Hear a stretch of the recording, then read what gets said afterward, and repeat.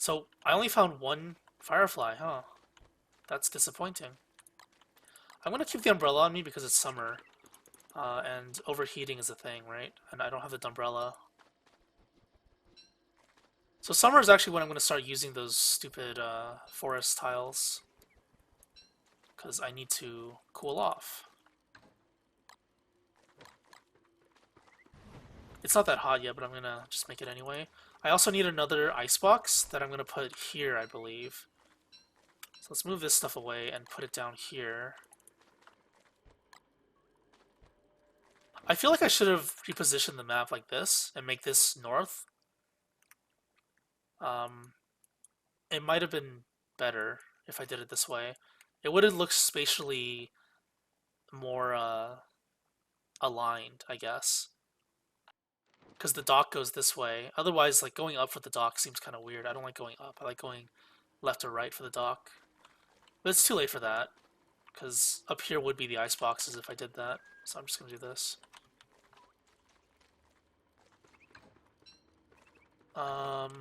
Rocks. Speaking of rocks, I hope Rocks Tigers wins Worlds. By the time you watch this video on YouTube, though, I mean, I hope they would have won by then. It's League of Legends, by the way.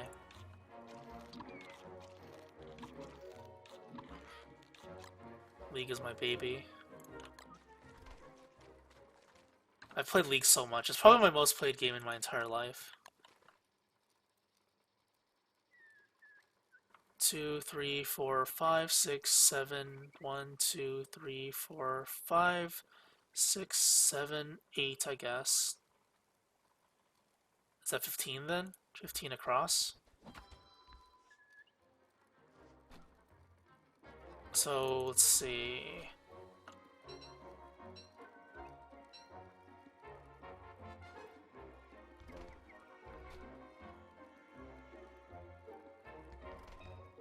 Yeah, I think that's pretty good. That way. Sorting it that way. And then I need an Ice Fling-O-Matic, so I'm going to actually get this going. Wait, can I use Jungle Seeds? Oh yeah, I can. Cool. Maybe I'll use Jungle Seeds because I have so many of them. I think it's 6. Manure is 3, and then I think this is 6. It used to be 3 rot, and you got a ton of ice. I think it's like 6 ice? Or was it 3 ice? But now you get less for more. So it's actually worse now, significantly. Alright, let's make those repair kits. I need a lot. Oh, what the? The bird's still on me. Oh, right, the bird. Migsy. I actually read a patch note that said that this actually becomes not a pirate if you do this. Oh, okay. It's still a pirate. Is it that they don't talk anymore? I like this thing. Migsy. Migsy's cool. Toucan is dead. There's a trick to toucans, by the way. I mentioned this in like previous runs and whatever.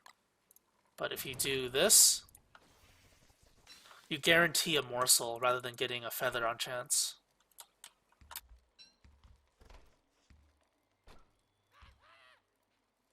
Let's just bring this over. Oh, I need monster meat, don't I? I'll wait until the things come out tonight then. Ice, I guess I'll put that there. And I need to pick these now. Some of them are already withered. Uh-oh. Uh-oh, there's a lot of them withered. I think the berry bushes are the most important at the moment.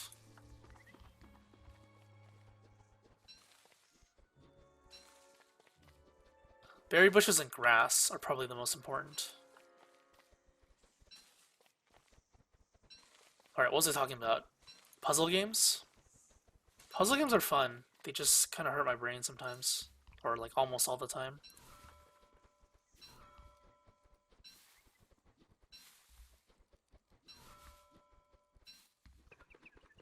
Metroidvanias are probably my favorite genre, if it's done right.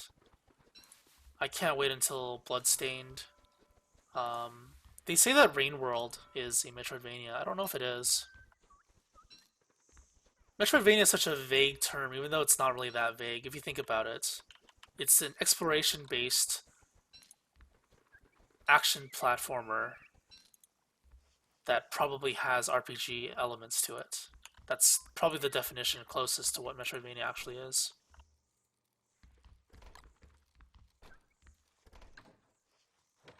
But yeah, Metroidvania is probably my favorite genre.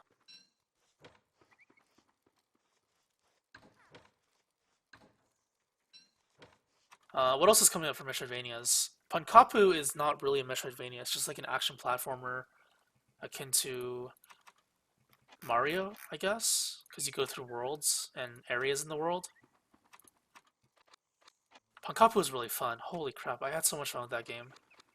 It's only the first episode's released right now. What am I doing right now? Right, I need to make the boats and then what is it? Where is it? This thing. Yeah, Pankapu is so fun because the game was designed really well. That's what I really liked about it. It does what a lot of games fail to do, which is make the player want to continue, because the pattern to the game is that every time you go to a new area, something new gets introduced to you that builds upon something that was already taught to you, which is the Mario concept, basically.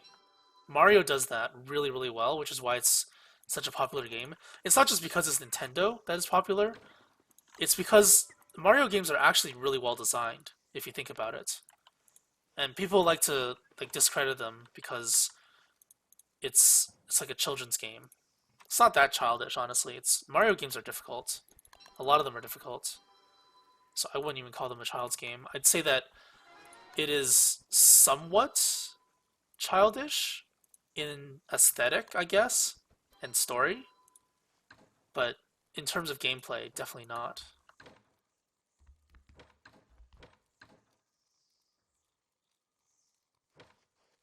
So I always say, like, if you ever create a game, one of these days, somebody watching this episode may end up being a game dev. I don't know. Like, there's no way for me to know that. Oh, I need to go to a mangrove because I'm out of. I need to go here, so I'm gonna go down here. During the first volcano wave, I'm gonna go down here and explore this area. That's actually where the slot machine is. So I'm going to dig this stuff up. There's still a mushroom there for some reason. And I probably will go over there as well. But that's gonna cost me a lot, I think. Wow, well, did I only get 2 ice? So I need 9, right? Or was that 10? Oops.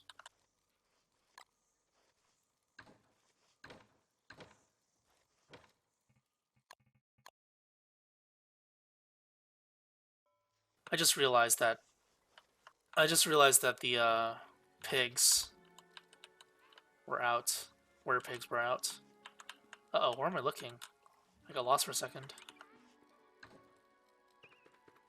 Oh, what the? I have a lot of grass. Whoa, I actually have a lot of grass. I didn't notice that.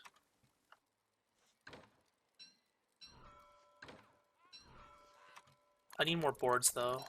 Let's see, make this. I'll make the crappy raft, make a crappy rowboat. I need more boards and grass for the other one.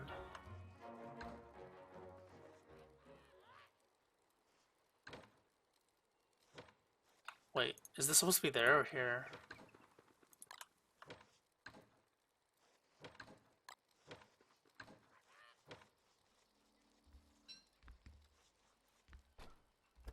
Yeah, so if you ever develop a game, make sure that the audience is learning with the game. You don't have to hold their hand, but you should at least guide them to some extent. And if the character learns with the game, which is why I love Metroidvanias, because the character essentially evolves with the player, and that's what makes it so interesting to play, because not only is the character changing, but so is the player. Different strategies are going to be used once you learn different techniques. That's day 3. So one day from now will be the volcano strike. But the player is also learning new strategies, and oh, I should cut these down. Learning new things all the time. And once you get a new ability, the feeling of getting a new ability is just so fun. Seriously. just feels so good because it makes you feel so powerful. Like if you think about Super Metroid, if you've ever played that, hopefully you have. It's a classic. Um, you feel so powerful by the end of the game, but at the very beginning, you have like a pea shooter, and you do like no damage, but you get progressively more and more power as the game goes on, and it just feels amazing to play. Even though the game does get difficult, it gets quite difficult after a while. You also get stronger, so it's okay. It averages out. Super Metroid is surprisingly hard to play, though. If you watch people speedrun it, one mistake and they're dead. But that's speedrunning. If you play it casually, it's not that bad. Actually, on the topic of speedrunning, I never actually liked speedrunning. I don't like damage boosting, if you know what that is. Basically, like, if there's 10 monsters in the way, and it takes you 20 seconds to kill them all or avoid them, you spend like 2 seconds to run through them and take damage in exchange. So you pay HP for time, which is what you do in Don't Starve as well sometimes. I don't like doing that in games, especially platformers. If you watch me kill the, what is it, the thing, Silnado? That's essentially what I did. I tanked hits so I could DPS faster and kill it faster so it wouldn't do the tornado thing again. But in Don't Starve, I find it okay. I still don't like tanking things though, so that's why I always focus on kiting. What am I doing next? But yeah, in platformers and stuff like that, I would prefer not to damage boost.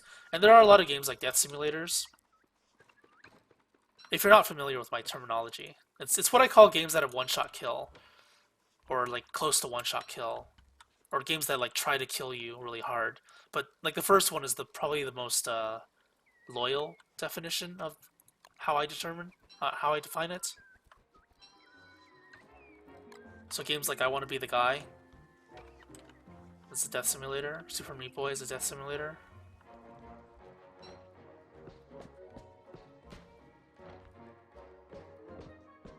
Death simulators, obviously, you can't damage boost in them, so I prefer if a game is like that. Or a game like Mega Man Zero on hard mode, where if you take 3 hits from anything, you die. Or if you play like Castlevania on hard mode, or you're like level 1 capped, bosses will kill you in like 1 to 2 hits, especially in the late game.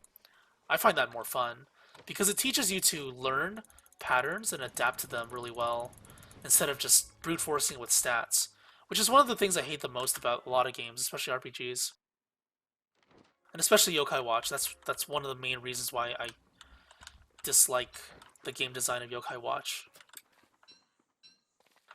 Damn, I just realized because it's summer, these things just withered. They'll be back in autumn though. Yokai Watch 2, not Yokai Watch.